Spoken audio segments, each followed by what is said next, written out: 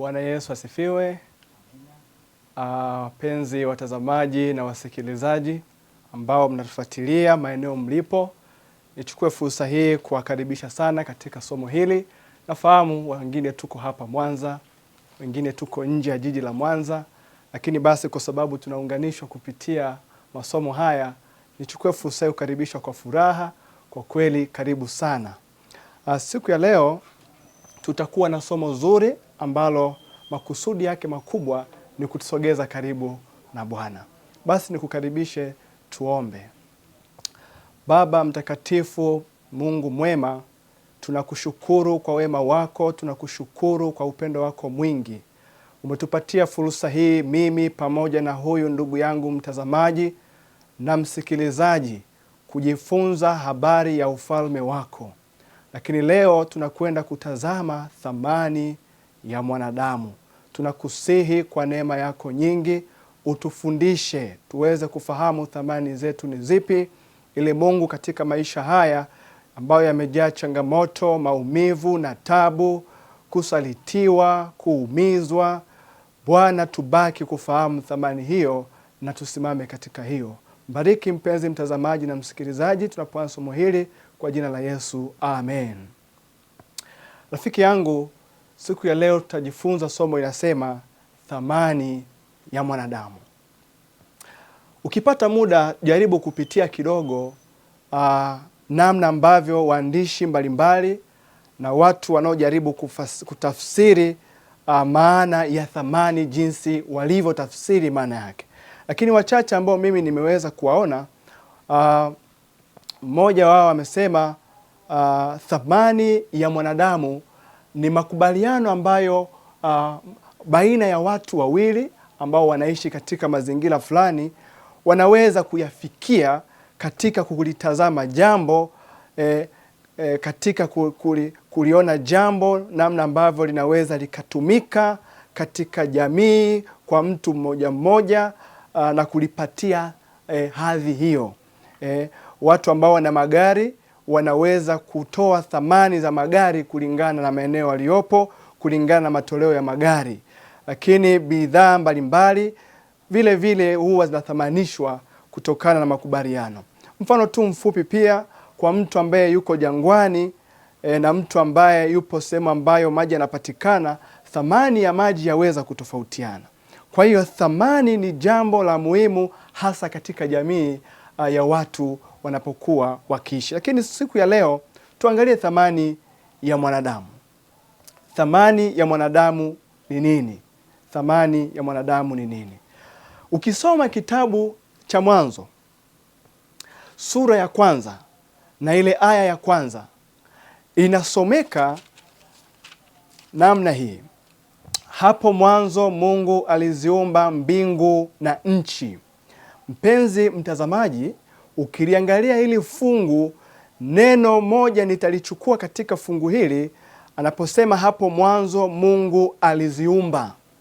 Hili neno aliziumba ni neno ambalo linatokana lugha ya Kiebrania ambayo inasomeka kama bara. Kama bara.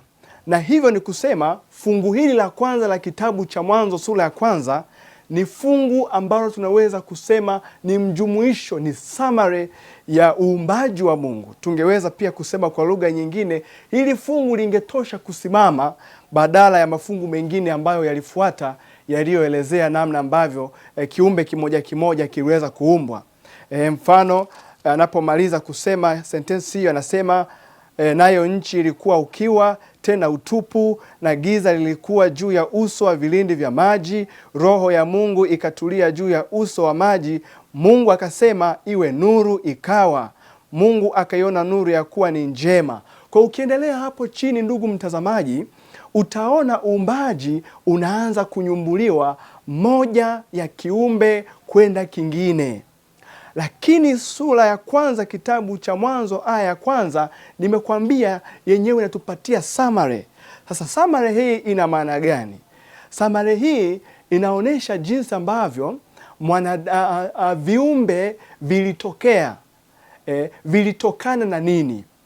Anapotumia neno bara anaturahisishia kufahamu ya kwamba viumbe hivi vilitokana na kuumbwa mbali na kutumika kwa malighafi. Mfano, nikiwa ninayo hii simu yangu hapa, kuna malighafi mbalimbali zimetumika kutengeneza simu hii. Lakini uumbaji huu wa kwenye kitabu cha Mwanzo sura ya 1, hapa anaposema hapo mwanzo Mungu aliziumba, hilo neno aliziumba, yaani bara, lenyewe inamaanisha Mungu aliumba kutoka nje ya kitu. Hakutumia vitu kufanya uumbaji huo, bali alitumia uwezo wake kama Mungu. Sasa ukitazama neno hili bara kama neno lililotoa mjumuisho, linatofautiana na neno uumbaji ambalo linatumika huku chini inapoanza kuonesha uumbaji wa kitu kimoja kimoja.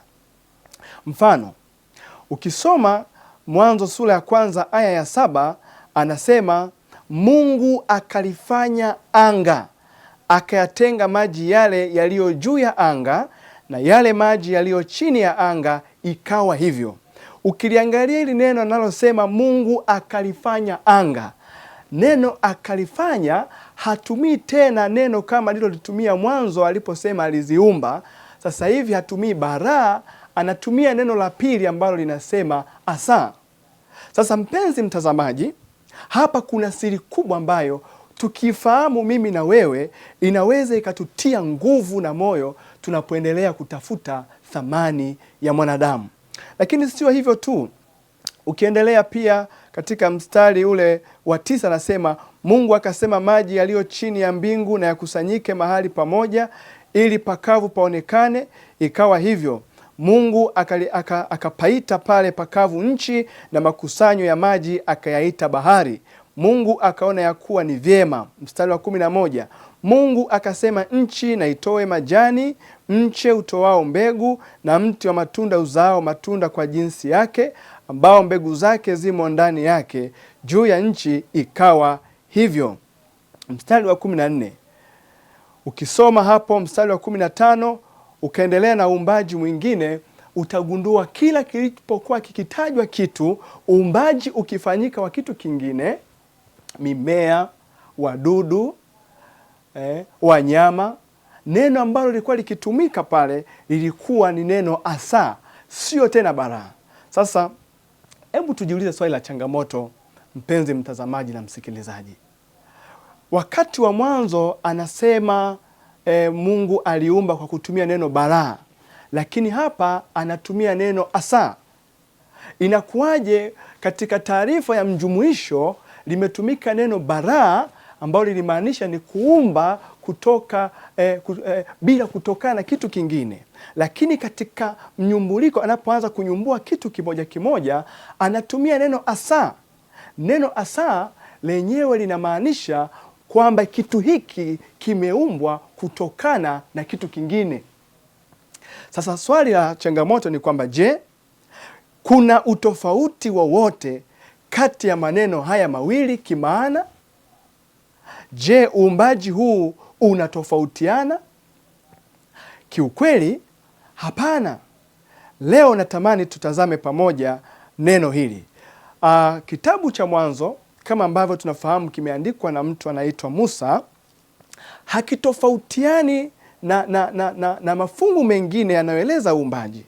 Kitabu cha Yohana sura yake ya 1, kitabu cha Yohana sura ya 1 na ile aya ya 1, ukisoma hapo utaona anazungumza lugha tena ya uumbaji. Anasema kitabu cha Yohana sura ya 1 aya ya 1, hapo mwanzo kulikuwako neno, naye neno alikuwako kwa Mungu, naye neno alikuwa Mungu. Huyo mwanzo alikuwako kwa Mungu. Vyote vilifanyika kwa huyo, wala pasipo yeye hakikufanyika chochote kilichofanyika. Hapa tunaona tena Yohana anaeleza uumbaji. Sasa tutafakari kidogo. uumbaji anausema Yohana anapozungumza kwamba uumbaji ulitokana na neno,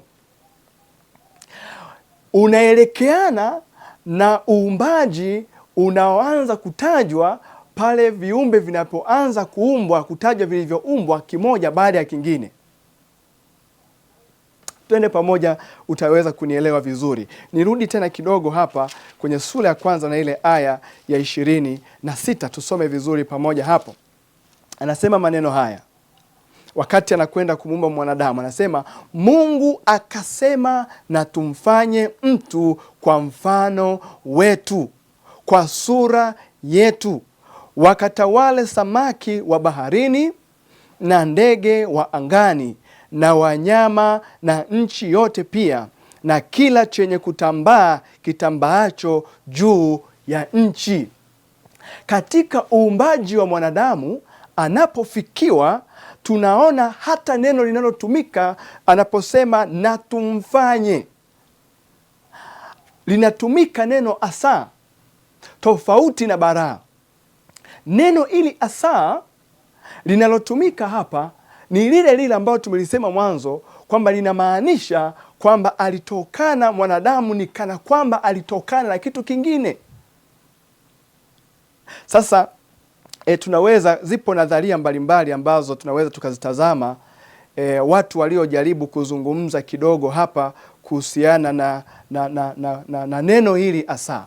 Mmoja wa waandishi wanateolojia amesema katika kitabu chake, anasema neno asa limetumika katika fungu hili katika uumbaji wa mwanadamu ili kuonesha kwamba mwanadamu hakumeguka kutokana na Mungu, yaani Mungu hakujifanyia mwendelezo. Kwa ni kana kwamba kama lingebaki kuwa neno bara hapa sehemu ya mwanadamu, kwamba lisitumike neno asa bali litumike neno bara, anasema ingeonekana kwa matumizi ya neno bara kwamba mwanadamu alitokana na Mungu, alitokana na Mungu kwa Mungu kujiendeleza kuwa aina ya kitu kingine, yaani ni Mungu alafu ameamua kuwa aina ya kitu kingine. Lakini mtazamo huu unaweza ukawa uko sahihi katika maana ya kutia msisitizo ya kwamba mwanadamu hakutokana na Mungu kwa kujimegua, lakini bado tunabaki na swali lile lile ya kwamba kwa nini itumike asa kumaanisha ametokana na kitu kingine? Basi tungeliweza kusema ni kwa sababu alitokana na mavumbi, lakini uumbaji wa mwanzo ulisummarize kwamba mwanadamu, viumbe vyote, uwepo wake havikutokana kwa sababu ya uwepo wa vitu vingine. Kwa maana nyingine ni kutie moyo mpenzi mtazamaji, kwamba sisi hatukuumbwa kwa sababu kulikuwa na udongo, bali tuliumbwa kwa sababu alikuwepo mwenye uwezo wa kuumba kutokana na uwezo wake. Yeye angeweza kutuumba hata bila kutumia udongo. Kwa sentensi hiyo bado inaturudisha katika swali la kutafakari kwamba sasa nini ilikuwa maana katika uandishi wa Biblia lilipotumika neno asa wakati viumbe vingine vinaanza kuoneshwa vilivyoumbwa.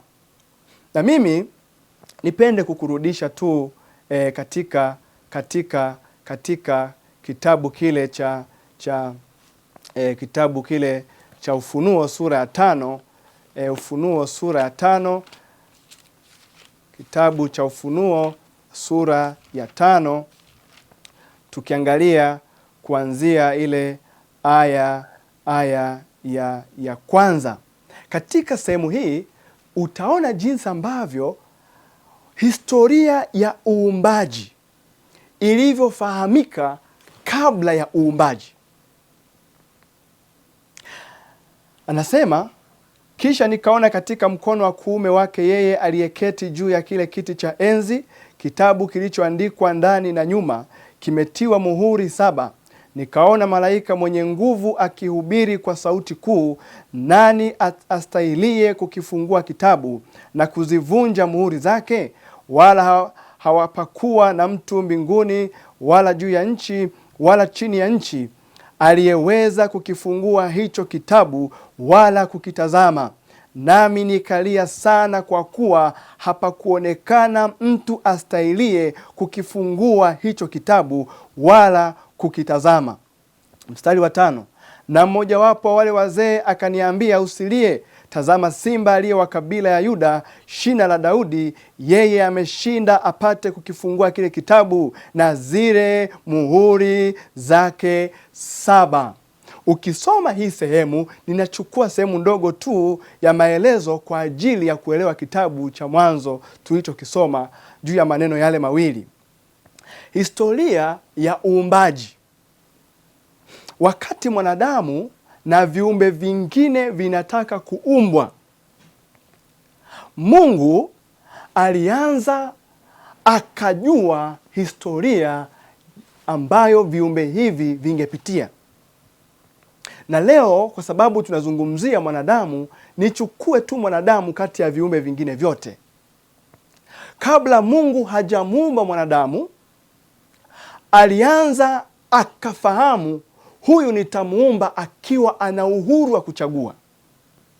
Na kama atakuwa na uhuru wa kuchagua, basi huenda siku moja anaweza akaamua kwa uhuru huo huo asinichague mimi, akachagua kuwa mbali na mimi. Lakini tusisahau, mwanadamu anapoumbwa, anaumbwa kutokana na Mungu upendo wake. Mungu yeye aliamua kumuumba. Kwa sababu ya upendo wake akamuumba mwanadamu. Na kwa hivyo mwanadamu chochote ambacho angeweza kukifanya ili kionekane cha thamani kwake, kilipaswa kurudi kwa aliyemuumba. Kwa maana nyingine, thamani ya mwanadamu ingepaswa kurudi kwa Mungu. Kwa maana nyingine, thamani ya mwanadamu ilitokana katika mikono ya Mungu muumbaji. Sasa sikiliza mpenzi mtazamaji. Baada ya kutazama kwamba mwanadamu angeliweza pengine kuchagua vinginevyo, Mungu kwa upendo ule ule aliotumia kumuumba, aliofikiria kumuumba, akafikiria tena kumkomboa. Ameona nitamuumba kwa sababu amependa kwamba na mimi ni muumbe mwanadamu. Lakini mwanadamu huenda asinichague. Na kama hata nichagua, basi ataenda nje na mimi. Na nje na Mungu hamna uhai. Nje na Mungu hamna maisha. Nje na Mungu hamna mafanikio. Nje na Mungu hamna maana ya maisha. Na hivyo mwanadamu angepitia maumivu, angepitia historia ya uchungu. Kwa Mungu akaona wazi kwamba ikiwa ataniacha mimi ambaye ni chanzo chake, huyu atapitia maumivu, atapitia mateso, atapitia hali ngumu. Na ndiyo maana kwa upendo ule ule aliotumia kufikiri kutuumba na kupanga kutuumba, upendo huo huo ukafikiri na kupanga kutukomboa. Na ndiyo maana Mungu mwenyewe akaumba ukombozi. Wakati mwanadamu anaumbwa, akaumbiwa na ukombozi. Na hapo ndipo kitabu cha Yohana kinakuja kufafanua vizuri na kueleza vizuri sehemu hiyo. Kitabu kile cha Yohana ile sura ya 1, mpenzi mtazamaji, tukisome pamoja usikie maneno haya yanayosemwa ya faraja sana. Nasema, hapo mwanzo kulikuwako neno, naye neno alikuwako kwa Mungu, naye neno alikuwa Mungu. Huyo mwanzo alikuwako kwa Mungu, vyote vilifanyika kwa huyo. Sasa hebu tuchukue hapa maneno kadhaa yatakao tusaidia kuelewa neno asa kwa nini limetumika pale, lakini pia kwa nini neno bara lilitumika pale juu. Tutachukua maneno machache katika fungu la 3 linalosema vyote vilifanyika kwa huyo. Vyote vilifanyika kwa huyo.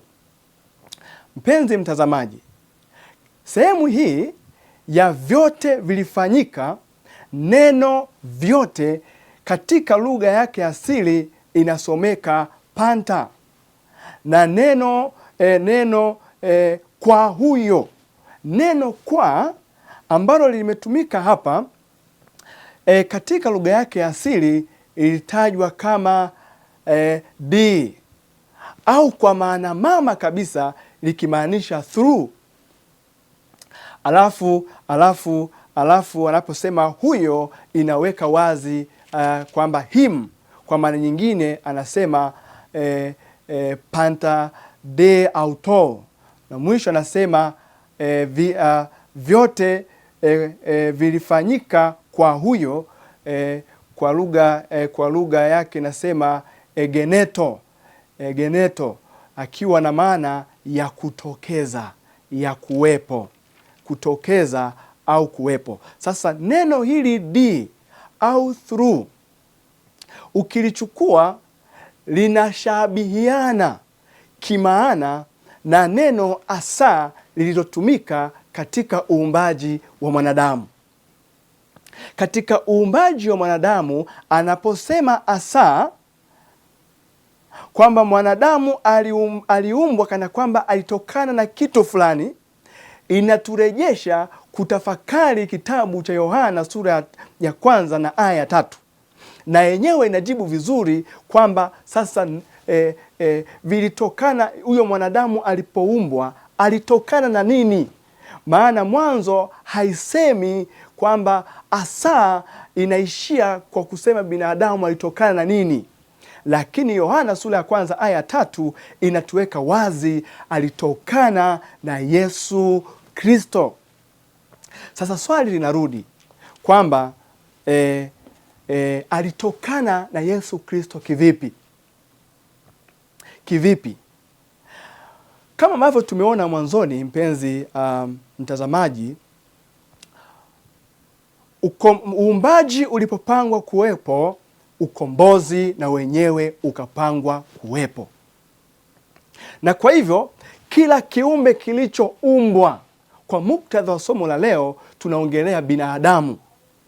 Binadamu alipoumbwa, ukombozi uliumbwa, na ukombozi huu ulipaswa uwe na lengo la kumrudishia maisha huyu mwanadamu baada ya kumkataa Mungu na kuwa na maisha mabaya. Na hivyo huyu mwanadamu kama angeanguka dhambini akawa na maisha mabaya, na maisha hayo mabaya yangepelekea kujitenga na chanzo cha uumbaji ambaye ni Mungu, na kama angejitenga, basi huyu mwanadamu asingekuwa na maana ya kuishi. Kwa hiyo ukombozi huu lengo lake ulikuwa ni nini? Lengo la ukombozi lilikuwa ni kumrudisha huyu mwanadamu arudi kwenye chanzo chake ambacho ni Mungu. Lakini jambo la pili, ukombozi lengo lake ilikuwa ni kumuondoa huyu mwanadamu katika madhara ya machaguzi mabaya aliyoyafanya. Nikutie moyo, uenda unanisikiliza kutokea kwenye mitandao ya kijamii, uenda unanisikiliza kutokea kwenye television, uenda unanitazama, unanisikia kutoka mahali. Nikutie moyo, haijalishi umeanguka kiasi gani, haijalishi wewe unajiona una ubaya mkubwa kiasi gani, Mungu hashangai dhambi zetu. Mungu hashangai viwango vya umbali vya kumwacha. Mungu hashangai udhaifu wetu. Mungu hashangai machaguo yetu. Aliyafahamu mapema sana kabla hata ya uumbaji wetu. Kwa lengo la ukombozi, kwa nini ukombozi ulipaswa kuumbwa wakati wa mwanzoni kabisa? Ni kwa sababu madhara ambayo binadamu angeyapata, alipaswa aondokane na hayo. Utakuwa shahidi mpenzi mtazamaji, ni nani anafurahia kuwaona wagonjwa hospitalini? Ni nani anafurahia kumwona ndugu yake akiwa kwenye kitanda ameugua miaka 10 leo? Nani anafurahia ajali anazokutana nazo barabarani? Nani anafurahia maumivu makubwa ambayo watoto, watu kadha wa kadha wanaweza wakayapitia nyakati fulani kwa sababu ya mambo kadha wa kadha, yakiwemo magonjwa, njaa na mambo mengi? Kiukweli mimi nikiwa wa kwanza, ninafahamu wewe huenda ni wa pili, hatufurahii haya mambo yote. Kwa hiyo ukombozi lengo lake ilikuwa pia ni kututoa katika madhara hayo na kuturudisha katika mpango wa kwanza wa kuumbwa kwetu. Lakini nikutie moyo, yote haya mawili, kuturudisha kwa Mungu na kutuondoa katika maumivu haya, yote yalikuwa yanaonesha upendo ule ule wa Mungu. Upendo ule ule ambao Mungu alikuwa nao katika kumuumba binadamu, ndio ule ule alikuwa nao katika kumwokoa binadamu. Na hivyo kwa nini neno asa? Kwa nini neno asa? Kwa nini neno kuumba kutokana na kitu linatumika? Ni kwa sababu mwanadamu alipoumbwa, ukombozi ukaumbwa, huu ukombozi ulipaswa kuwa na matokeo ya kurudisha uhai uliopotea. Utanielewa vizuri mpenzi mtazamaji. Baada ya mwanadamu kutenda dhambi, akapoteza sifa ya kuwa na uhai.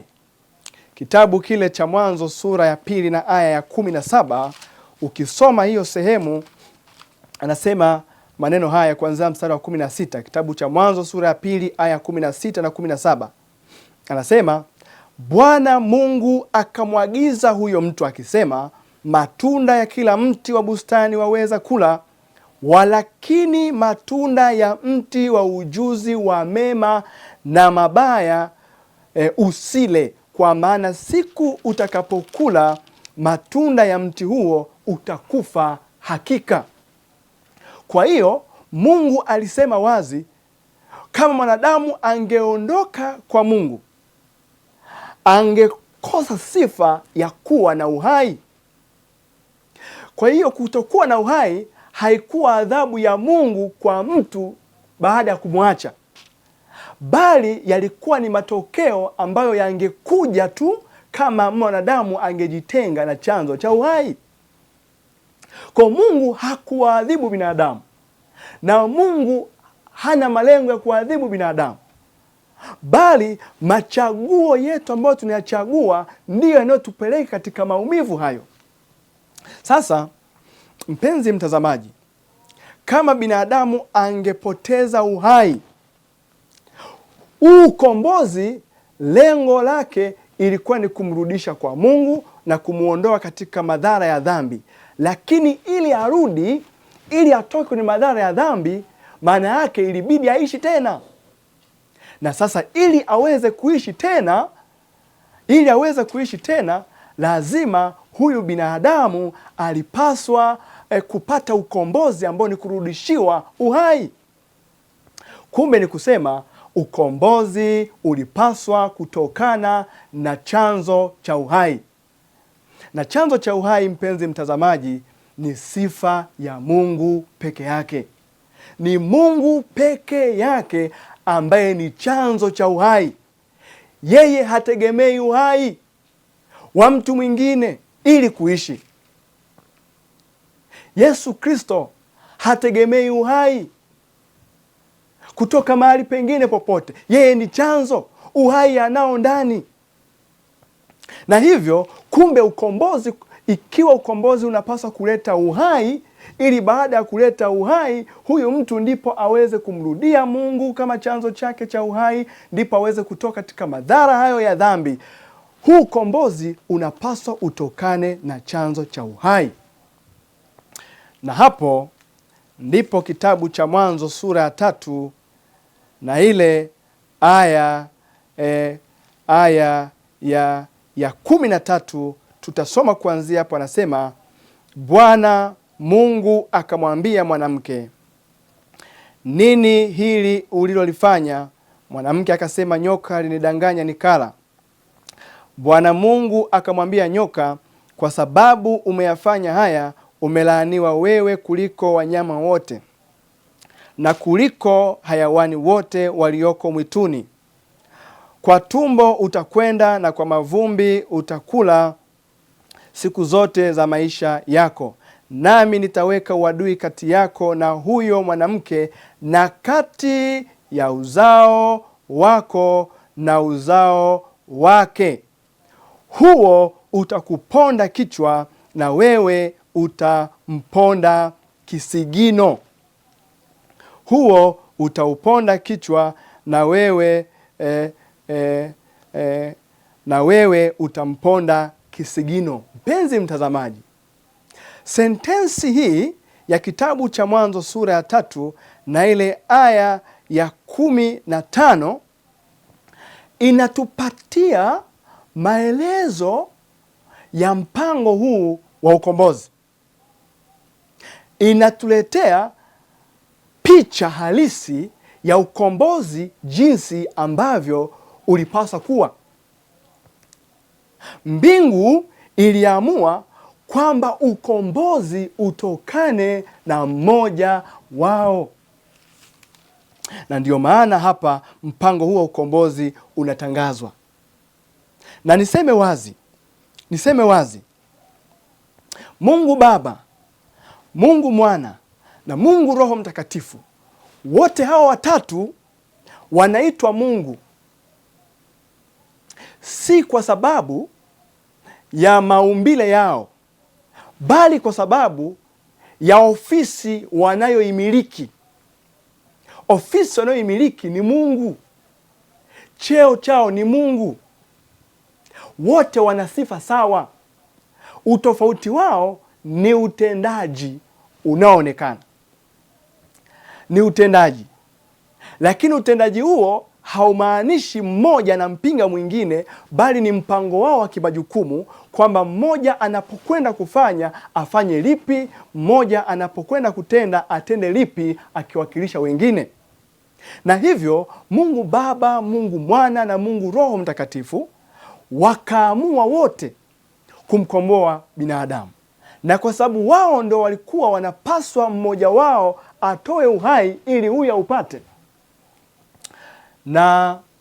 na wakaamua Yesu Kristo aje awe chanzo cha uhai, afanyike alama ya ukombozi.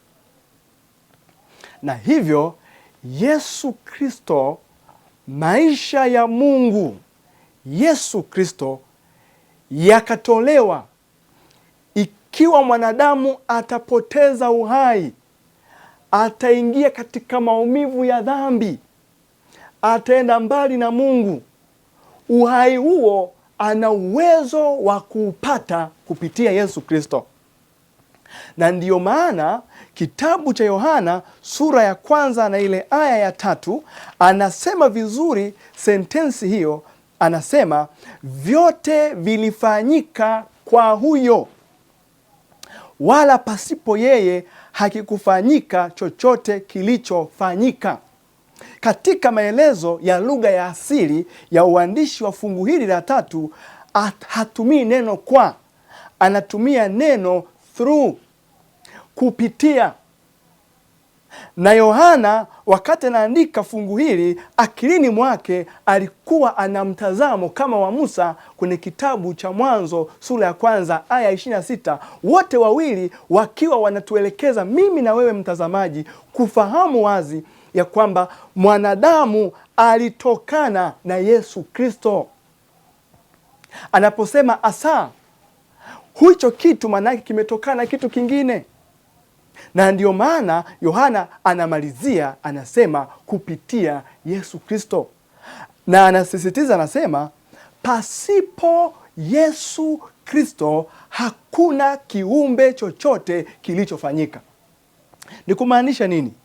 Ni kumaanisha baada ya vitu vyote kuwa vimeumbwa, uumbaji kuwepo, ukombozi ukaumbwa, hivi viumbe vyote, ndugu mtazamaji, viumbe vilivyoumbwa hapa vilipaswa vije vipite kwenye ukombozi. Vitapita katikati ya Yesu na kutokeza kuja ulimwenguni. Ni mpaka vitu vyote vilipaswa vipite kwenye ukombozi, ndipo vije kuonekana duniani. Ni kumaanisha nini? Ni kumaanisha kwa sababu Yesu Kristo alijitoa kufa tangu zamani, tangu binadamu kabla hajaumbwa, kila kiumbe ambacho kiliumbwa kilikwisha kuokolewa. Ni kumaanisha baada ya Yesu kuwa amejitoa kwa ajili ya kufa kwa ajili ya kila kiumbe, ndipo viumbe vikaumbwa. Wazo lilikuwepo la kuumba, likawepo pia na wazo la kukomboa. Kwa hiyo vyote vilipangwa pamoja. Wakati viumbe vinaumbwa, vilipaswa kupita kwenye ukombozi. Ndiyo maana vinapoanza kuelezewa, kiumbe kimoja kimoja anapoeleza wadudu wakaumbwa, hatumii neno bara, anatumia asa, akimaanisha viumbe hivi vimetokana na mahali.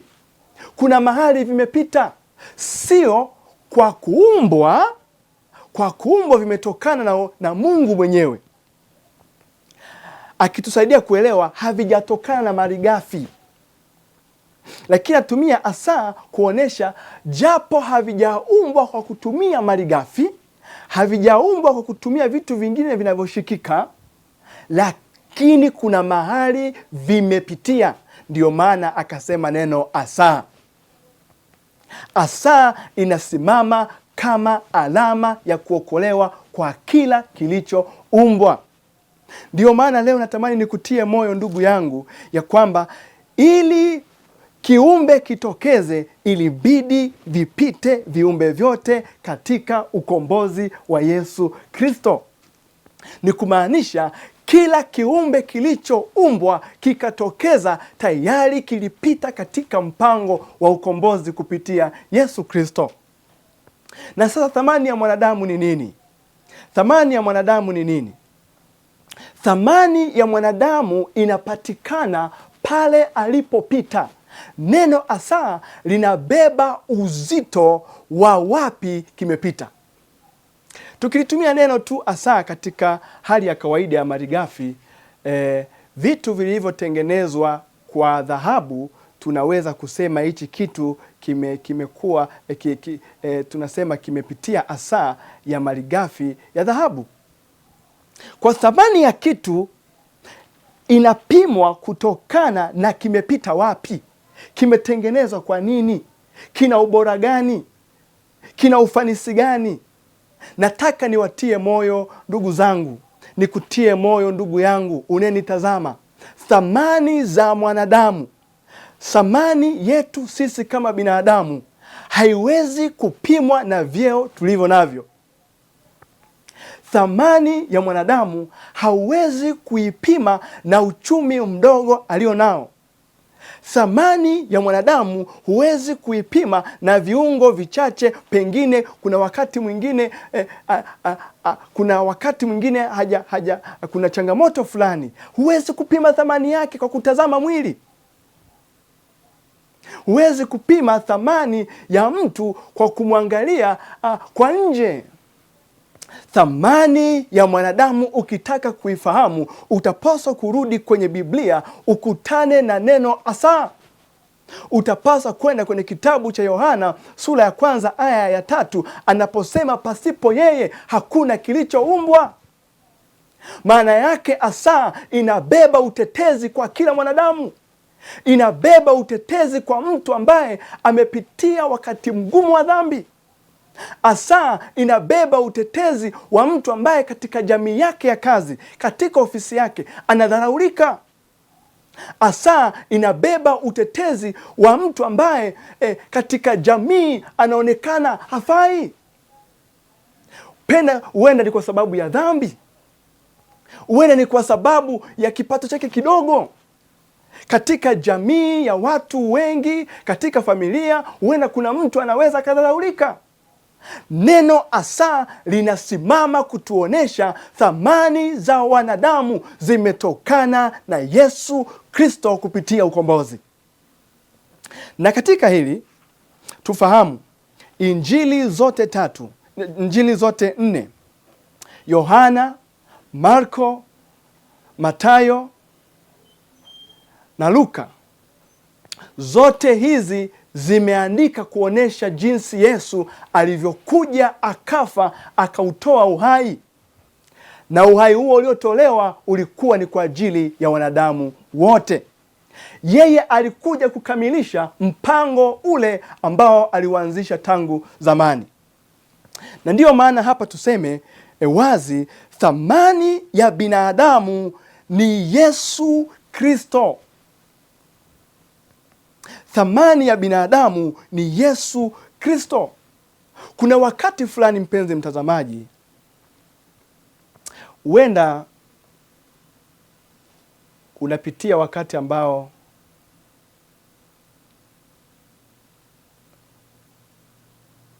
jamii inakuona haufai.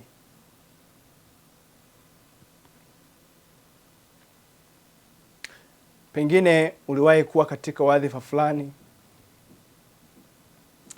wa serikali, lakini wadhifa huo baada ya kuondoka kwao, moyo wako na kushuhudia thamani yako imepungua.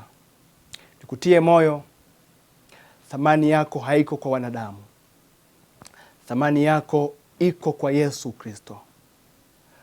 Wakati unazaliwa, Mungu anaruhusu uje duniani. Hakuruhusu uje duniani kabla hajakupa thamani kupitia damu yake. Huenda unapitia uchumi mgumu. Ulikuwa na uchumi mzuri, sasa hivi uchumi wako umeshuka sana. Huenda jamii inayokuzunguka, ndugu na jamaa, wamekufanya wakati mwingine ujione thamani yako imeshuka. Nikutie moyo, thamani yako haiko katika uchumi. Huenda ulikuwa mzima wakati fulani, lakini sasa hivi afya yako imezorota, imerudi nyuma. Na kwa sababu hiyo unajiona ni kama sio wa thamani tena. Ulikuwa ukiweza kukimbia huku na kule, ukihudumia watu vizuri. Nikutie moyo, thamani yako haiko katika afya.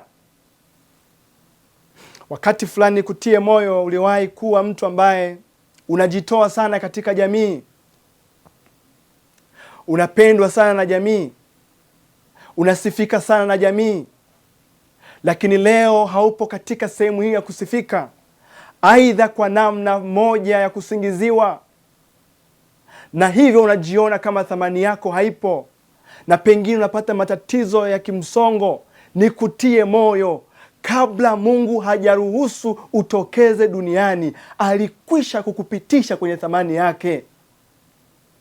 Huenda unapitia changamoto ya madawa ya kulevya. Huenda unapitia uraibu wa uzinzi. Huenda unapitia changamoto ya tabia mbaya. Jamii inakuona ni kama mtu ambaye hufai tena. Umejaribu kuacha, imeshindikana. Umejaribu kupambana kadri unavyoweza. Hata waliokuwa kushauri huenda wamekuacha. Naomba nikutie moyo, unavyonitazama hivi, Yesu ndiye thamani yako. Na nikuweke wazi, unafahamu hata siku utakapopumzika, utakapolala mauti, wote watakuacha vile vile. Ndugu watakuacha, marafiki watakuacha. Lakini Yesu Kristo, kwa sababu ndiye thamani yako, yeye hatakuacha. Atabaki na wewe. Atakutetea.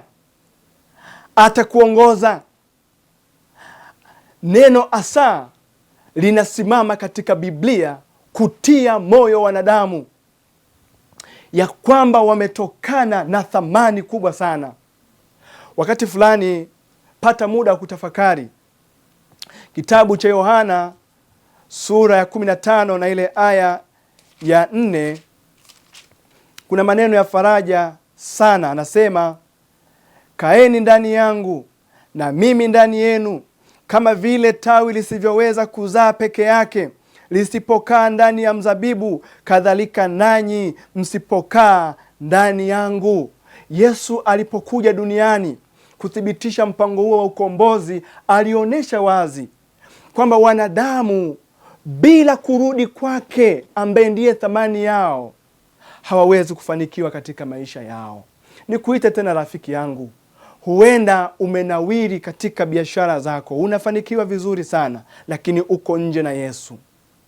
Huenda upo katika cheo fulani, umepoteza uzoefu wako wa mahusiano na Mungu.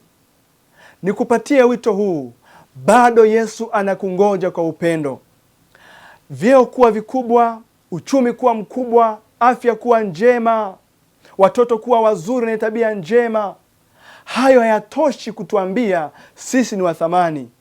Linalotosha ni moja, kwamba Yesu alikufa msalabani akakamilisha ukombozi kwa ajili yetu. Na nikutie moyo huu, kitabu cha Wafilipi sura ya 4 na ile aya ya 13. Kitabu cha Wafilipi sura ya 4 na ile aya ya 13. Liko neno la faraja sana hapa ambalo, mpenzi mtazamaji, natamani nikushirikishe. Anasema Paulo alikuwa anaandika waraka huu kutia moyo watu, lakini na yeye akaonesha tumaini ambalo analo. Anasema na yaweza mambo yote katika yeye anitiaye nguvu. Bado Paulo alirejea katika thamani yake. Ni kweli maisha yetu duniani yatakoma, lakini kwa sababu ukombozi ulisimama, tutarudi tena kumwona Bwana. Tutarudi tena. Mpenzi mtazamaji, nikutie moyo. Haya tulio nayo yatapotea, hali tulizo nazo zitapotea, lakini hebu tumshikilie Yesu. Tushikilie msalaba ambao ndio thamani yangu, ndio thamani yako. Una uwezo wa kuturudishia hadhi zetu zilizopotea. Una uwezo wa kuturudishia afya zetu ambazo zimepotea. Na neno la matumaini, rafiki yangu, tukirudi kwa Yesu, tukajua ndiye thamani zetu, ndiye thamani yetu, wakati fulani uchumi utaporomoka, atauinua. Mtukuze Mungu wakati huo. Wakati fulani afya itashuka mpaka itaelekea kuwa mwisho, mtukuze Mungu kwa sababu atairudisha, na akirudisha mtukuze Mungu. Wakati fulani utakuwa na uraibu fulani, tabia mbaya, lakini mtukuze Mungu pale itakapokuwa imekuwa njema. Nina maana gani? Thamani yetu kwa sababu imetunzwa kwa Yesu Kristo ina uwezo wa kurudishwa kwa kumtegemea, au inaweza isirudishwe, lakini ikarudishwa ya umilele ya kuishi naye mbinguni. Faraja pekee tulio nayo ni hii: Yesu alikufa msalabani. Yesu alimaliza ukombozi msalabani. Yesu aliweka muhuri wa thamani zetu pale Kalvari. Kitabu kile cha Ufunuo, tunapoelekea kumaliza, mpenzi mtazamaji, kitabu kile cha Ufunuo sura ya 22, neno la Mungu linasema, kisha akanionyesha mto wa maji ya uzima wenye kung'aa kama bilauri, ukitoka katika kiti cha enzi cha Mungu na cha Mwana-Kondoo, katikati ya njia kuu yake, na upande huu wa ule mto ulikuwapo mto wa uzima uzao matunda aina 12, wenye kutoa matunda yake kila mwezi, na majani ya mti huo ni ya kuwaponya mataifa. Wala hapata kuwa na laana yoyote tena, na kiti cha enzi cha Mungu na cha Mwana-Kondoo kitakuwamo ndani yake, na watumwa wake watamtumikia, nao watamwona uso wake, na jina lake litakuwa katika vipaji vya nyuso zao.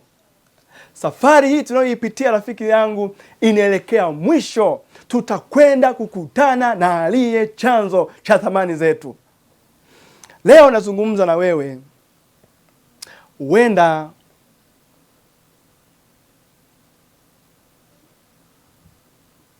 umekata tamaa.